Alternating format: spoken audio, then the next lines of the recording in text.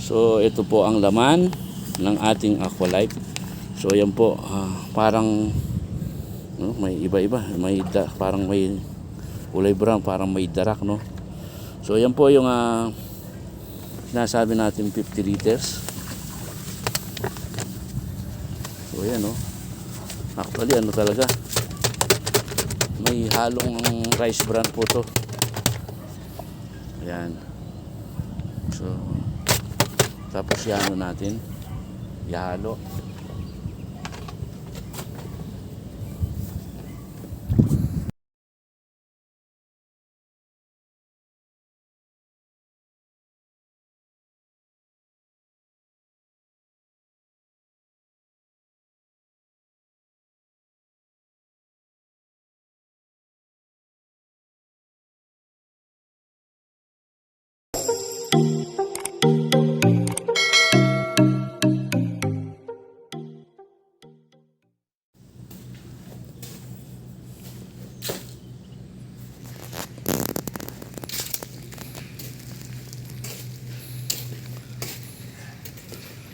Isang mapagpalang araw po ulit po mga kaagri, mga kasaka, at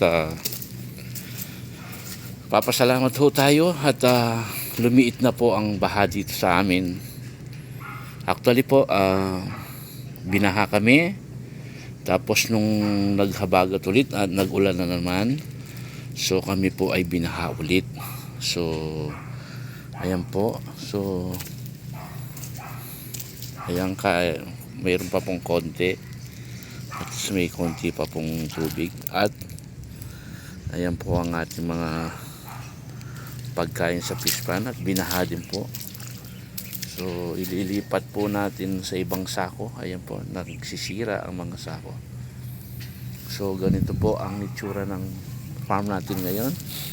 At itong fish pan natin dito, yung pan number 1. So ayan po. So actually po, ito po ay almost 1 week na almost 1 month na sana nating inahanda at nililinis at piniprepare. So maglalagay sana tayo ng panibagong aalagaan dito. So ang nangyari, nung lumiit na yung tubig, patutuyin sana natin ito at nakahanda yung machine natin doon na yun, yung makina natin. So ang nangyari naman, lumaki na naman yung tubig, so nadili na naman po. So 3 linggo na. So naghihintay lang ho tayo, baka ni-estimate ko baka itong katapusan na lang bago natin mabigyan ng panibagong aalagaan to. So nabanggit ko na po sa inyo ng mga naunang video natin, ito pong pan number 1 ay nakawala halos yung mga alaga dito, at yung portion po ng net na namin doon ay umangat. So yun po ang actually naayos ko na po. So naghihintay na lang ho tayo ngayon ng tubig para lumiit, tapos maglalagay na tayo ulit ng ating alagaan dito. So tayo po ngayon ay idodokyo natin ang ating paglagay ng, natutuwa yung mga manok ko, at may nakakain na sila ng mga damo-damo. Ayan, at lumitaw na at hindi na puro tubig. So ayan po. So yung Aqualife, so nung mga nauna ay nasabi lang ho natin. So idodokyo natin ngayon para ipakita sa inyo kung paano gagawin ulit. Tayo ho yung maglalagay ulit ng Aqualife sa pan. So ayan po.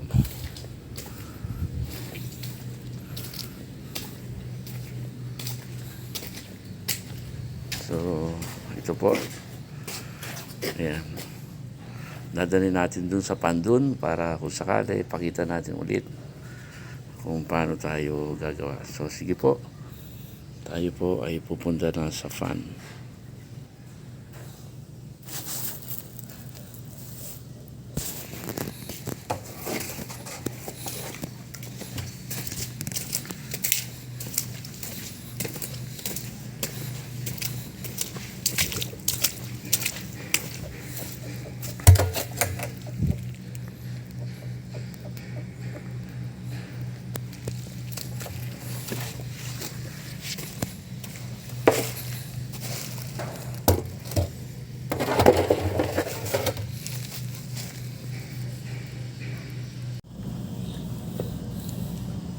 So mga kakri, nandito na tayo sa pan at kukunin natin yan yung drama yun.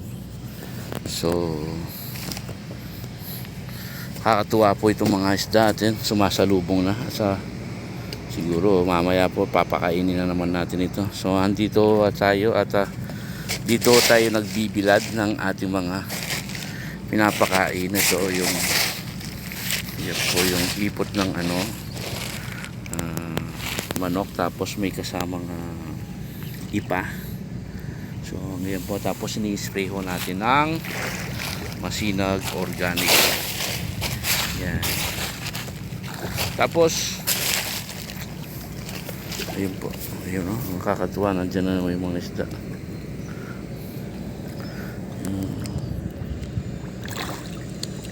Ayun o sila o.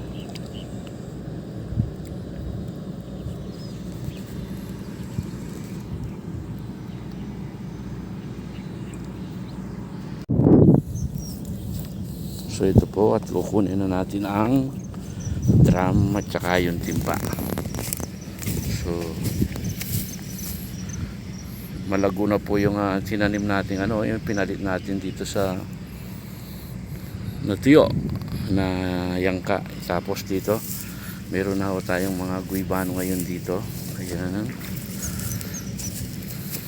So tapos bumili ulit ako ng kalamansi na itatanim at ipapalit din. So yung tatlo po na itanim ko na ngayon, may tatlo pa rito. Wala, kung hindi mo po papapalitan ng naitanim at ng mga namatay, wala tayong hinihintay. So ganoon lang po. Alam ko, nakakatuwa yung mga So dito po meron tayong natira na kahit papano may inaalagaan. So ayun po, pakita ko po ang pagkakaiba. Ayan, may nakikita tayong gumagalaw na isda. O, pakita natin dito sa kabila. O, ayan. Diyan wala talaga. So, yan ang kinukondisyon natin. At parang malagyan ng alagaan. Pero dito, ayan o.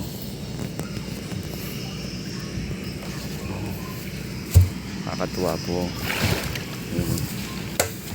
Nakakatuwa po. At kahit pa paano meron tayong hinihintay dito. So hopefully December. Actually December na ho mga to. Wala, hindi na ho tayo ganun So wala tayong tawag dito, puhunan na pambibili talaga ng mga pangkain yan. So sa mga natural na pamamaraan lang ho tayo umaasa. So ngayon pagkikita natin kung paano natin gagawin yung Aqualife. So yan po mga kakri, tulad ng sabi ko, tayo po ay pagde-demo at ipakikita kung ano ang gagawin dito sa Aqualife. So tulad na sabi ko, ito po pakikita natin. So yan po, best for tilapia, bangus, catfish, prawn, and ayan po.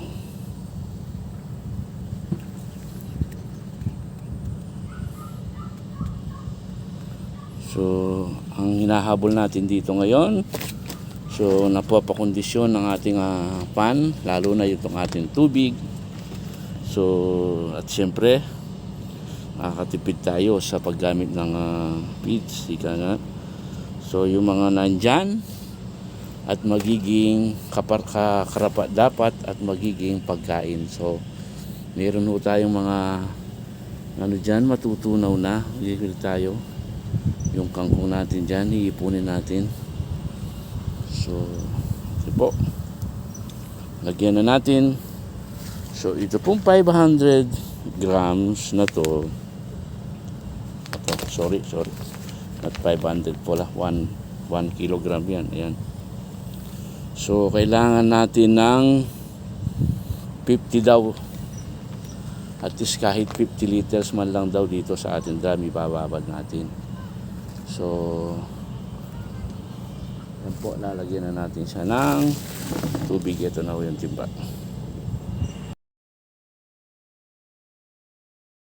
Please like, subscribe and hit the notification bell.